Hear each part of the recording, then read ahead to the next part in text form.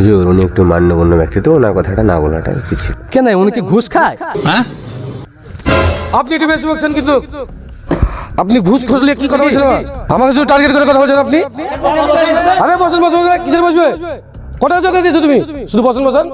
হ্যাঁ, সুন্নাত শুধু নয় নমনীয় আলাপন, সুন্নাত প্রয়োজনে হুঙ্কার গর্জন, সুন্নাত শুধু নয় মেষ চরাতে যাওয়া, আসসালামু আলাইকুম। আর সুন্নাত হলো রাষ্ট্রনায়ক হওয়া। আসসালামু আলাইকুম। আমাদের প্রধান বক্তা এসছে, তার মূল্যবান বক্তব্য আপনার সঙ্গে পেশ করবে। তার আগতে আমি 2 মিনিট কথা বলি। আপনারা আমাকে মসজিদের সভাপতি এবং মাদ্রাসার সেক্রেটারি করেছেন, এর জন্য আমি নিজেকে খুব গর্ববতী মনে করি। বলেন কি? আমাকে জালসার সভাপতি করার জন্য আরো একবার গর্ববতী। তোর মাথা নষ্ট। আমাদের প্রধান বক্তাকে আমি অনুরোধ করব, আপনার মূল্যবান বক্তা আপনি পেশ করুন। আপনার বুদ্ধি ভালো।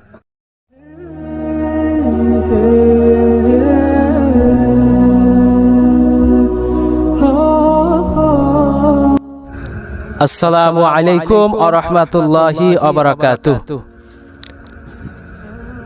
أعوذ بالله من الشيطان الرجيم. بسم الله الرحمن الرحيم.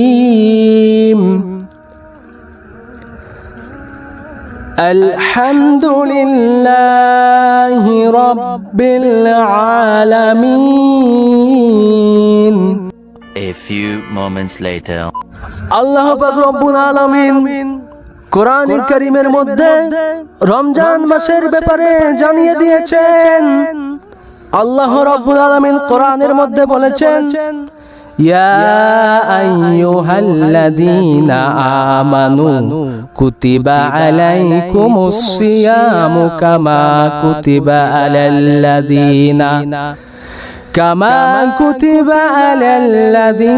মিন ক্বাবলিকুম লাআল্লাকুম তাত্তাকুন।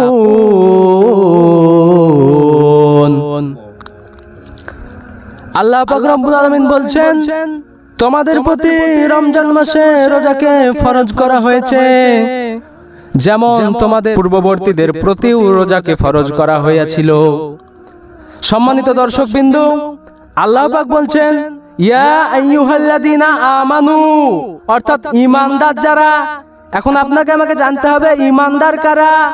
ঈমানদার হলো তারা যারা প্রকৃত আল্লাহকে বিশ্বাস করে, হারাম কাজ থেকে বেঁচে থাকে, সমস্ত হালাল কাজে তাদেরকে পাওয়া যায়, কোন হারাম কাজে তারা স্বইচ্ছায় নিযুক্ত হয় না। ঈমানদার হলো তারা যারা প্রকৃত আল্লাহকে বিশ্বাস করে।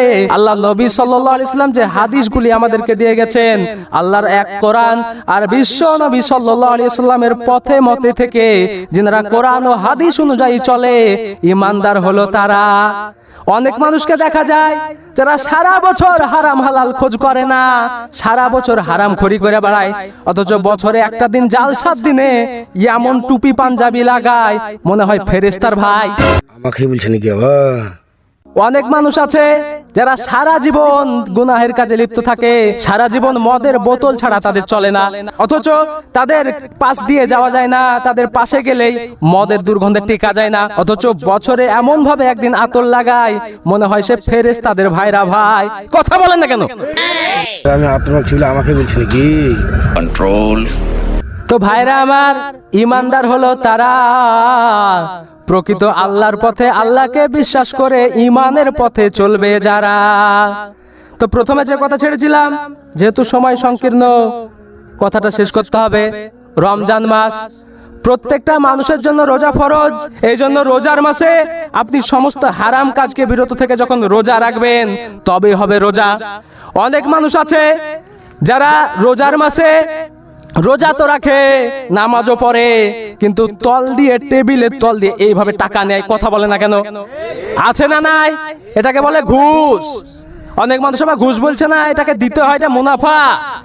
অনেক মানুষ সারাদিন রোজা রাখছে, অথচ রোজা থেকে যারা ঘুষ খাবে তাদের রোজা আল্লাহর দরবারে সঠিক কবুলিয়ত হবে না। এই জন্য রোজা রেখে ঘুষ খাওয়া চলবে? কথা বলেন। তাহলে এমনি চলবে বোধহয়? আরে কোনো মাসের জন্যই চলবে না ঘুষ খাওয়া। কথা বলেন না কেন? হুজুর আপনি ঘুষ খাওয়ার গল্পটা বাদ দেন, যে আগে যে রোজার গল্পটা করছেন ওটি করেন। समझ रहे हो आप समझ रहे हो ना। রোজার গল্প মানে আর ঘুষ খাওয়ার গল্প মানে? আমি হাদিস কোরআনের কথা বলছি, আপনি কি বলতে চাইছেন কি? আপনি চুপেন তো। ওই জন্য রোজা রেখে ঘুষ খাওয়া যাবে? কথা বলেন। যারা রোজা রেখে ঘুষ খাবে তাদের সাথে আমাদের কোনো সম্পর্ক। কথা বলেন না কেন আপনারা? হুজুর উনি একটু মান্যগণ্য ব্যক্তি তো, ওনার কথাটা না বলাটা উচিত ছিল। কেন, উনি কি ঘুষ খায়? আপনি একটু বেশি বলছেন কিন্তু। আপনি ঘুষ খুঁজলে কি কথা বলছেন আবার? আপনি রোজার আলোচনা করছেন, রোজার আলোচনা করবেন। এরকম ভাবে তো আলোচনা করা যায় না ভাইটা। আপনি ঘুষ খোর সুদ করলে বলেছেন তখন থেকে। আপনি টার্গেট করে কথা বলছেন নাকি? আমাকে শুধু টার্গেট করে কথা বলছেন আপনি। আরে বসেন বসেন, কিসের বসবে? কটা চাঁদা দিয়েছো তুমি? শুধু বসেন বসেন। হ্যাঁ চাঁদা দেবে লাগে, শুধু বসেন বসেন। সামনে বছর আমি আর আসবো না, চাঁদা ফাঁদা দিব না। দেখি কি হলো চালসা হয়।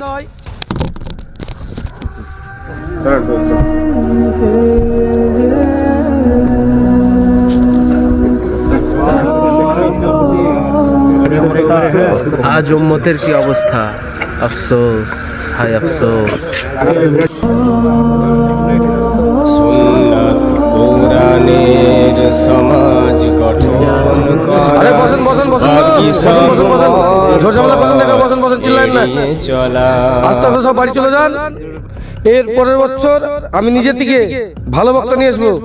এইসব মূর্খ বক্তা চলবে না, হাদিস কোরআন জানা না, কিছু না, শুধু ভুঙ্গা বক্তব্য দেয়। প্রিয় দর্শক বিন্দু, আপনারা দেখতে পেলেন ভিডিওর ব্যাকগ্রাউন্ডে ছোট্ট একটু গজল দেয়া ছিল। গজলটা হচ্ছে সুন্নাত কোরআনের সমাজ গঠন করা। সমাজ গঠন করতে হবে কোরআন দিয়ে, এটা হচ্ছে সুন্নাত। আর আমাদের সমাজ গঠন হয় টাকা দিয়ে। যার যত টাকা তার তত পদ, এটাই হচ্ছে আমাদের বাস্তব সমাজ। তো আমরা এই ভিডিওর দ্বারা এই শিক্ষাটুকুই দিতে চাচ্ছি যে টাকা থাকলেই কোনো ব্যক্তিকে পদ দিয়ে দেওয়া হবে না। টাকা থাকলেই কোনো ব্যক্তিকে উচ্চ সম্মানে সম্মানিত করা যাবে না। যার যতটুকু সম্মান প্রাপ্য তাকে ততটুকুই সম্মান দেওয়া উচিত বলে আমরা মনে করছি। এই ভিডিওতে যেমন দেখলেন, এক বক্তাকে স্টেজ থেকে নামিয়ে দেওয়া হলো বিরোধিতা করার জন্য, অর্থাৎ কোরআনের হক কথা বলার কারণে। শুধু এই স্টেজ থেকে নয়, এরকম হাজারো স্টেজ থেকে, হাজারো মসজিদের মেম্বার থেকে আলেম ওলামাগণকে নামিয়ে দেওয়া হচ্ছে হক কথা বলার কারণে। এই কারণে আমাদের দাবি হচ্ছে, টাকা থাকলে যে কোনো ব্যক্তিকে, মূর্খ ব্যক্তিকে যে কোনো দায়িত্ব পদ দিয়ে দেওয়া যাবে না। যোগ্যতা সম্পন্ন ব্যক্তিকে মসজিদ ও মাদ্রাসা এবং ইসলামিক প্রোগ্রামের দায়িত্বগুলি দিতে হবে। এটাই হচ্ছে আমাদের ভিডিওর দাবি। আমাদের সঙ্গে যারা একমত, তেনারা অবশ্যই ভিডিওটিকে শেয়ার করবেন এবং কমেন্টে জানাবেন।